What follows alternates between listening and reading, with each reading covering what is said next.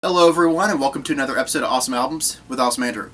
I have a couple more anniversary albums I want to do before the end of the year. Well, okay, I've got a bunch of anniversary videos I want to do by the end of the year, but I've got two more planned to do by the end of the year. It's been about 5 years since I talked about a Led Zeppelin album, not counting the extras videos. And they made two albums that turned 50 years old this year. So today we're going to take a look at their debut album. Normally at this point I would like to introduce the band, but I want to start with some history first. Our story begins in July of 1967, before the creation of Led Zeppelin.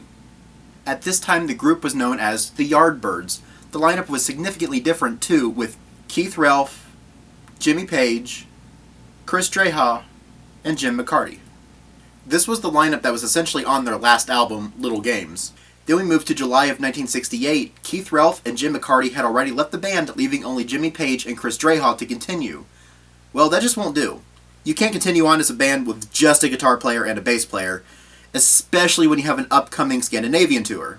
So Jimmy Page was asking around trying to recruit some new band members. He recruited Terry Reid to sing and B.J. Wilson to drum. However, B.J. Wilson was still committed to drum for Procol Harum, so he was out, and Terry Reid declined as well. However, Terry did have a possible singer in mind, so Jimmy Page met up with Ob's Tweedle singer Robert Plant at his boathouse in Pangbourne, Berkshire in August. Jimmy Page said, "When I heard him sing, I immediately thought there must be something wrong with him personality-wise, or that he had to be impossible to work with, because I could not understand why, after he told me he'd been singing for a few years already, he hadn't become a big name yet," end quote. The two really hit it off and started discussing music and working on new material. Plant suggested to Jimmy Page about his childhood friend and ex-bandmate from his days in Band of Joy, named John Bonham. So now with Bonham on drums, they now have a full band finally. Well, not quite. Dreja dropped out to become a photographer. So now we need a new bass player. That's when we turn to session bass player John Paul Jones to fill that role. And finally, they have a band. This new lineup first rehearsed on August 19th, 1968, the day before Robert Plant's 20th birthday, and proceeded on their Scandinavian tour as the new Yardbirds. They played some Yardbirds favorites, but also some new material they'd been working on, like Communication Breakdown, for example. The sound the audience heard didn't sound like the Yardbirds. It was different. It was louder. It was heavier. I'm not sure if they liked or disliked what they heard, but they knew it was something different and unexpected from the Yardbirds. After returning to London, they got a cease and desist letter saying they couldn't continue on using the Yardbirds name. The name eventually got changed to Led Zeppelin, which I'll explain the idea behind that when I talk about the album cover. Trust me, it'll make a lot more sense when I talk about it then. The band entered Olympic Studios at 11 p.m. on September 25th, 1968 to record their first album. Page said the album only took about 36 hours to make, over the span of a few weeks, of course, not 36 straight hours, but that has to be some kind of record, right? Well, I guess the Beatles have them beat. Please Please Me only took 12 hours? Jeez. But 36 hours is still pretty impressive. Page said he knew this because he was the one who paid the studio bill. The studio cost about £1,782 or $2,291.24, which inflation would make that about $16,905.07 today. They were able to record that quick because they had already rehearsed a lot of the material and were familiar with the songs because they played it on that Scandinavian tour. Page said, "I wanted artistic control and a vice grip because I knew exactly what I wanted to do with these fellows," end quote. The album was produced by Page and engineered by Glenn Johns, who had known Jimmy Page since they were teenagers. Most of the album was recorded live, with a few overdubs recorded later. Page used a distance mixed depth approach to production. He used natural room ambience to enhance the reverb and recording texture on the record, demonstrating the innovations in sound that he had learned during his days as a session musician. At the time, most music producers placed microphones directly in front of amplifiers and drums. Page also had the idea of putting an additional microphone some distance from the amplifier, about 20 feet or 6 meters, and then record the balance between them. Page became one of the first producers to record a band's ambient sound the distance of a note's time lag from one end of the room to another. Because of the live recording, some songs had Plant's vocals bleed onto other tracks. Page later stated that this was a natural product of Plant's powerful voice, but adding the leakage sounds intentional. Now the next step was signing a record deal. There was interest from Warner Brothers, Columbia, and Island Records. However, Page and manager Peter Grant felt that Atlantic Records was the best fit for them, and in November of 1968, they were signed on for $143,000. The contract gave the band complete artistic control, allowing them to decide not only the music that would appear on the album, but also the cover art and when the albums would come out. A pretty good deal. I've read of record deals gone bad. Creedence Clearwater Revival is a perfect example of that. At the end of the year, Zeppelin set out for a North American tour supporting Alice Cooper, Country Joe and the Fish, Vanilla Fudge, and Iron Butterfly. After seeing bad managers and concert problems, Page paid for the tour himself along with Jones and Peter Grant. The album was released on January 12, 1969, and was one of the first albums to be released in stereo only. Prior to this, albums have been released in separate mono and stereo versions. Now let's take a look at that album cover. So this is a pretty famous photograph. It's the iconic yet tragic photograph of the Hindenburg airship that had caught fire in 1937, photographed by Sam Shear. The image represents the origin of the band's name. Back before the Yardbirds broke up, Jimmy Page, ex-Yardbird Jeff Beck, and Keith Moon and John Entwistle of The Who discussed the idea of forming a band. Moon made a joke, it would probably go over like a lead balloon, and Entwistle reportedly said, a Led Zeppelin. The A in lead was dropped from the name to avoid mispronunciation, because Led Zeppelin just sounds stupid. The sleeve was coordinated by George Hardy, which is known for the artwork for, say, Dark Side of the Moon just 4 years later.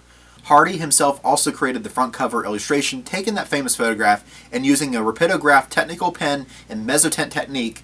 If you look very closely, it's made up of a bunch of little dots. The first UK pressings featured the band name and the Atlantic logo in turquoise. When it was switched to orange that you see here, the turquoise album became a very heavily sought after collector's item. Hardy recalled that he originally offered the band a design based on an old club sign in San Francisco, a multi-sequential image of a Zeppelin airship up in the clouds. Page declined, but this was used on the back of the album cover for their first 2 albums. Speaking of the back cover photograph of the band was photographed by Chris Dreja. Now then, I'd say it's time to get the music going.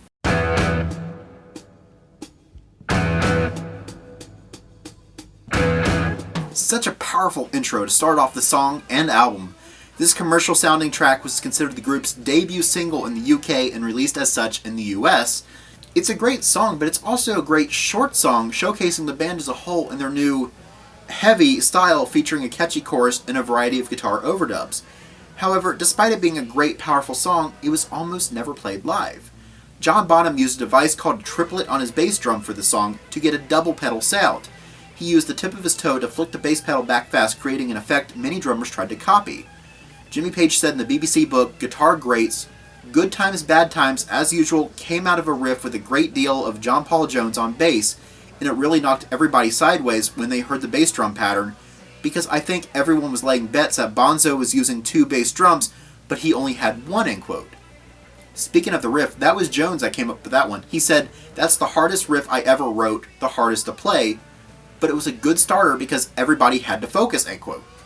We had a really great guitar solo. Page fed the output from his Fender Telecaster through a Leslie speaker to create a swirling effect.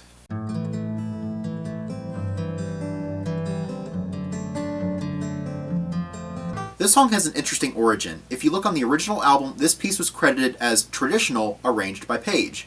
Page heard the song by Joan Baez on her 1962 concert, Joan Baez in Concert. It was also one of the first songs that Page and Plant worked on when they met at Pangbourne on the houseboat. The original version was a little different, with Page playing both the Gibson J20 acoustic as well as the Telecaster. Plant originally sang the song in a heavier style, similar to the other songs on the album, but was persuaded to re-record it to allow some light and shade on the track. They based their version off the Joan Baez version, but with a different spin on it, as well as doubling the length of the song. Tour manager Richard Cole's book, Stairway to Heaven, claims that the arrangement evolved when Plant played Page the guitar part that eventually appeared on the album. However, this has been refuted by Page.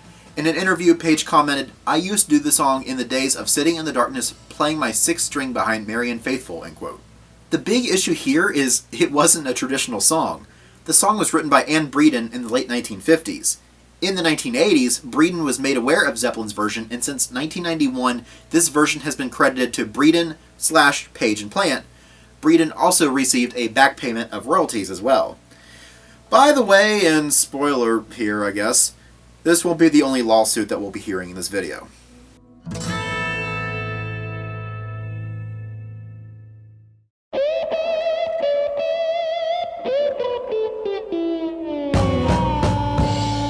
A great blues song that uses the reverse echo technique. This technique involves hearing the echo before the main sound instead of after, as echoes do, and is achieved by turning the tape over and recording the echo on a spare track, then turning the tape back over again to get the echo preceding the signal. Very interesting technique. This is an old blues song written by Willie Dixon, but made popular by Muddy Waters in 1962. AllMusic critic Billy Janovitz described the song as a heavy, pummeling bit of post-psychedelic blues rock with heavy doses of vocal histrionics from Robert Plant and guitar fireworks from Jimmy Page, end quote. Now, I did mention spoiler lawsuits, but this surprisingly wasn't one of them. Muddy Waters responded after hearing Zepp's version, "I feel good. Sure, I like it. I love it. I wish someone would call my name 50 million times a day. The more you call, the more people gonna hear. That don't bother me," end quote. Although Jeff Beck had a problem with the song, mostly because Beck had recorded it on his album Truth, which had come out in August of '68. You know you shook me. You shook me all night long. He was unhappy with Zeppelin's arrangement, saying Page stole his idea from him. Page denied and said in 1977, "He had the same sort of taste in music as I did. That's why you'll find on the early LP we both did a song like You Shook Me. It was the type of thing we'd both played in bands. Someone told me he'd already recorded after we'd put it down on the first Zeppelin album. I thought, oh dear, it's going to be identical. But it was nothing like it, fortunately. I just had no idea he'd done it. It was on Truth, but I had first heard it when I was in Miami after we recorded our version. It's a classic example of coming from the same area musically, of having similar taste," end quote. He also said, when he, referring to John Paul Jones, did ours, he didn't say anything about it. He probably didn't know it was the same number because the two versions were so different, end quote. Oh, by the way, I guess I should point out John Paul Jones did play on Jeff Beck's version too, but he didn't realize it was the same song. I have a thought that we're so. While Plant used a lot of Dixon's lyrics in the song, he also incorporated some lyrics like Robert Johnson's Stones in My Passway. I have a bird to whistle, and I have a bird to sing. The song was played regularly with the band until October of 1969, and occasionally after that when the group started incorporating some new songs to the mix.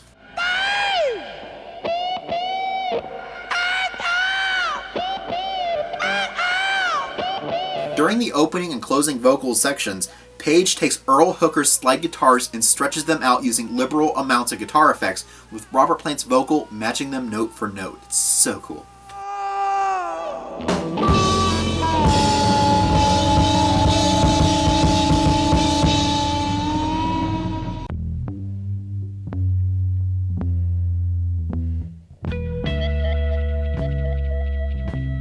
First off, I like how these songs almost run together. This song was released as a promotional EP along with Babe, I'm Gonna Leave You. I do want to point out that while Plant wrote a new set of lyrics, he wasn't credited on the album initially due to contractual obligations with Chrysalis Records. This song was such an important part of Zepp's show throughout their early career and became a great area for improvising to come into play. Live versions and jams of the song sometimes stretch out to over 30 minutes sometimes. During this moment, they would include parts of other songs like The Crunch from Houses of the Holy, or Walter's Walk from Coda, sometimes throwing in Joni Mitchell's Woodstock or Scott McKenzie's San Francisco. It was dropped briefly in 1975 after Page injured his finger and he couldn't play it anymore, but he did bring it back for the remainder of that tour after it healed. Page recorded the song in one take with his Telecaster guitar and even performed it with the Yardbirds. The cool thing with this song is the middle section. Jimmy Page takes out a violin bow to his guitar.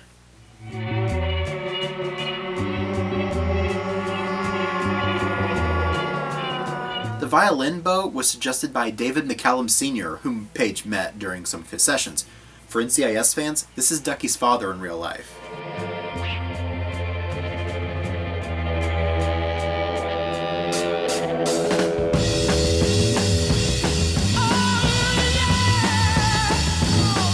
Oh man, the song's taking off now. However, lawsuit.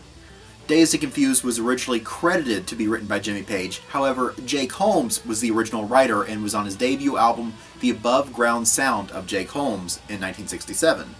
Jimmy Page first heard Holmes' version when he opened up for the Yardbirds in 1967 at the Greenwich Village. Holmes later sent Page a letter about the songwriting credits, but received no reply. In 2010, Holmes filed a lawsuit against Page for copyright infringement in the United States District Court, claiming Page knowingly copied his work. November 2012's release of Celebration Day, their show at the O2, credits Dazed and Confused as written by Jimmy Page and then inspired by Jake Holmes. The CD and vinyl re-release of the debut album in June of 2014, got that right here. The songwriting credits Page inspired by Jake Holmes. There were no songwriting credits on the vinyl sleeve or the jewel case. As of 2016, it is now widely recognized that Holmes is the author of the song.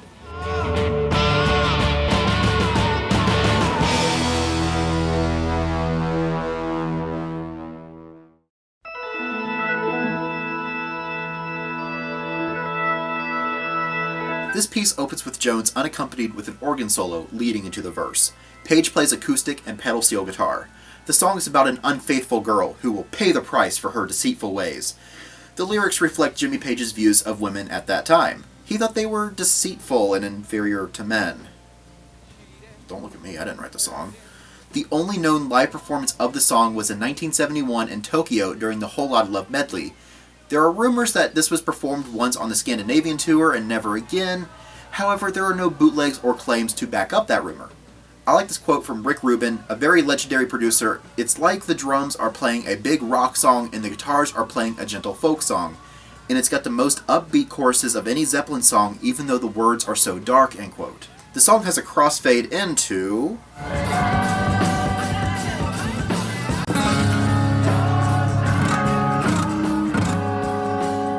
This instrumental piece has a very Eastern influence to it. Jimmy Page said, "I did a joint interview with William Burroughs for Crawdaddy magazine in the early 70s, and we had a lengthy discussion on the hypnotic power of rock and how it paralleled the music of Arabic cultures. This was an observation Burroughs had after Black Mountainside from our first album. He then encouraged me to go to Morocco and investigate the music firsthand, something Robert and I eventually did," end quote. We have a guest musician here with Viram Jassani playing the tabla. This track was a component of Zepp's live set until their 5th US tour in 1970 Royal Albert Hall appearance. A similar version can be heard most likely from the Playhouse Theater sessions from June 27, 1969 on the expanded version of Coda. This is part of a medley including White Summer, an old Yardbirds piece. The first time we heard this was at the Fillmore West in San Francisco on January 10, 1969.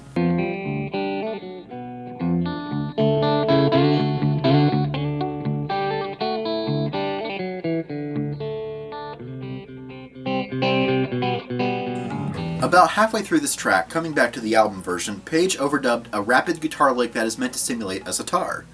I have a little bit more I want to say on that, but if I do that, then I won't be able to talk about the lawsuit. An almost lawsuit, I guess I should say. This acoustic instrumental track was based off an arrangement by Bert Jansch, known as Black Waterside and influenced by Jansch and John Renbourn. Colin Harper noted in Dazzling Stranger, Bert Jansch and the Britain Folk and Blues Festival, Jansch never sued Page because he was never in a position to afford the legal costs involved, but it certainly left a sore spot with him throughout his life, especially when he crossed paths with Page. Jansch said in 2007, "The thing I've noticed about Jimmy, whenever we meet, is that he can't look me in the eye." Well, he ripped me off, didn't he? Or let's just say he learned from me. I wouldn't want to sound impolite, end quote.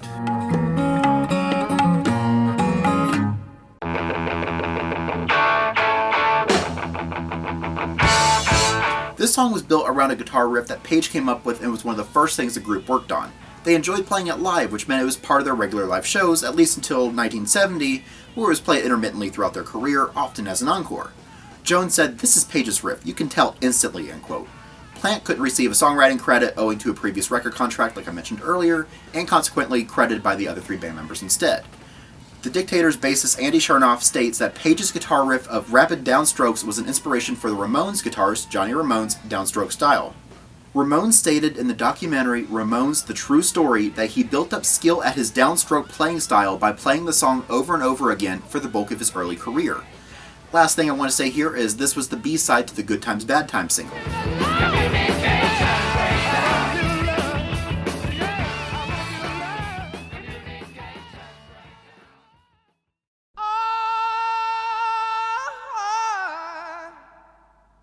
I can't quit you, babe. This piece is another Willie Dixon cover. It was recorded live in the studio and arranged in a slower, more laid-back style compared to the other songs on the album. It was played regularly in concerts. A performance of the song at Royal Albert Hall is included on the 2003 Led Zeppelin DVD, and an edited version of this was released on Coda. In 1970, the song was dropped from their lineup when they started incorporating songs from their third album, Led Zeppelin III. I Can't Quit You Baby was most likely replaced with Since I've Been Lovin' You. It was, however, revived as part of the Whole Lotta Love medley during the Zepp concerts in 1972 and 1973. Jimmy Page said in Guitar Player magazine in 2007, "There are mistakes in it, but it doesn't make any difference. I'll always leave the mistakes in. I can't help it. The timing bits on the power chords are right, though it might sound wrong. The timing just sounds off, but there are some wrong notes. You've got to be reasonably honest about it," end quote.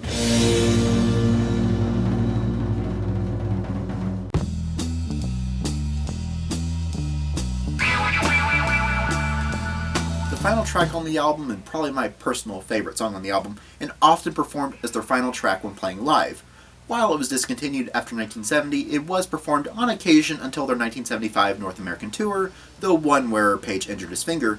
This song acted as kind of a temporary replacement for Dazed and Confused until his finger recovered and he was able to play the more complex Dazed song. The bass line has roots in the Yardbirds live cover of Howlin' Wolf's Smokestack Lightning, and its title and opening verses were rewritten from another Wolf track, How Many More Years, while other verses were borrowed from Albert King's The Hunter and Jimmy Rogers' Kisses Sweeter Than Wine. The funny thing with this song, and it's not really funny, it's actually kind of annoying, is on the original pressings of the record says the song ends at 3:23. It's an 8-minute song. Which is really hard when I'm doing research, because before I even go to the internet and books, I pull whatever I can from the actual album itself, and that really threw me off. That threw me off, and the whole songwriting credits was a huge mess on this album. Anyway, the reason for the misprint is Page knew radio stations would never play an 8-minute song, so he wrote the track time shorter on the album, hoping to trick radio stations into playing it. Interestingly, there is a false ending there. As the song builds up to the false ending, we hear a change in the song and features a bolero similar to Jeff Beck's Beck's Bolero, which was written by Page and features Page on it.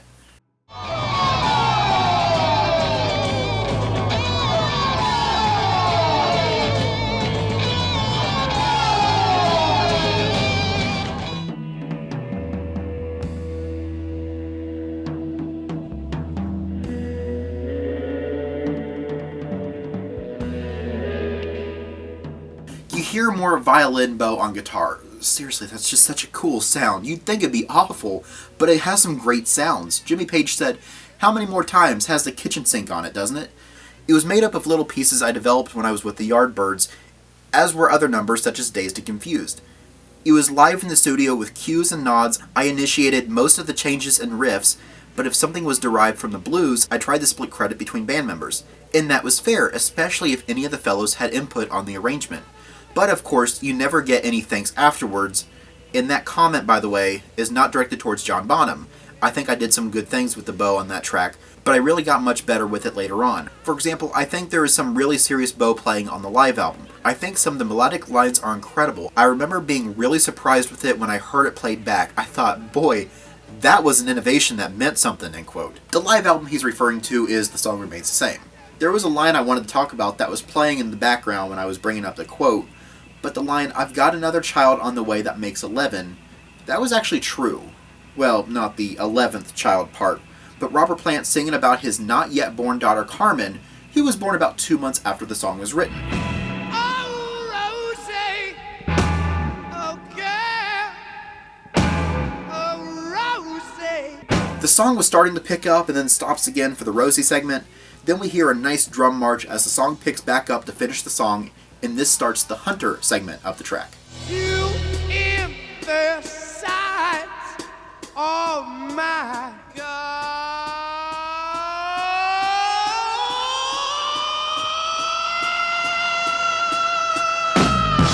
Oh man, Robert's voice was incredible here.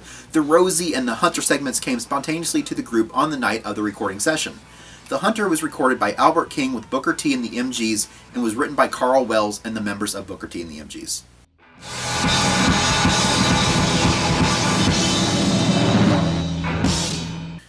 I have a couple bonus tracks I want to share before closing out this video. I have literally nothing to say about these songs except they were both actually released on the 2015 reissue of Coda, but were recorded at the same time and I believe were initially planned to be released on this album. First we have Baby Come On Home. There was a time I used to call you on my very own. A good song. And the other one, well, it sounds good musically, but I read someone said that this is the Zeppelin version of the Beatles song Why Don't We Do It in the Road, as in not a very good track with very repetitive lyrics. That sounds awful for me to say. Sugar mama, sugar mama, sugar mama, where you been? Sugar mama, why don't we do it in the road? Why don't we do it in the road? And that concludes this album. This album hit number 10 on the Billboard 200 charts and remained there for 73 weeks. It also hit number 6 in the UK Albums chart as well. Then when it got re-released in 2014, it scored even higher on both those charts, hitting number 7 in the US and number 4 in the UK. It was included on several lists like the Rolling Stone 500 Greatest Albums of All Time list at number 29. It hit number 7 on the Uncut 100 Greatest Debut Albums, Rock and Roll Hall of Fame, the Definitive 200 list at 165. The UK BPI certified it 2 times platinum for selling 600,000 copies, but even more impressive was the US RIAA certified this 8 times platinum when the album sold 8 million copies. That is very impressive for a group's first album, and their fame was just getting started. If you want more Led Zeppelin, check out my video where I talk about Led Zeppelin's 4th album, but I'm not done talking about Led Zeppelin yet. Come back next time where I continue the Led Zeppelin story as I talk about the album that surpasses this one. But until then, this has been Awesome Andrew telling you that Led Zeppelin's first album is an awesome album, and I hope to see you in another episode.